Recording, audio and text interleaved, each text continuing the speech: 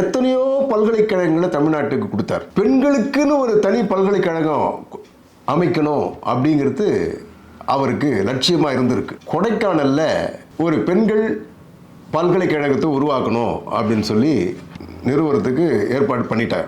எண்ணங்களை செயல்படுத்துவதிலும் நம்ம தலைவருக்கு நிகர் யாரும் கிடையாது.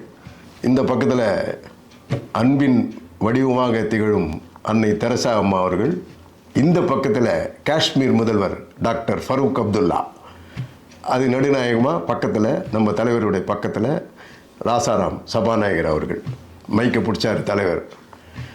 இந்த பல்கலைக்கழகத்திற்கு நான் அன்னை தெரசா மகளிர் பல்கலைக்கழகம் என்று பெயர் சூட்டுகிறேன் அப்படின்னு சொல்லி அறிவிக்கிறார்.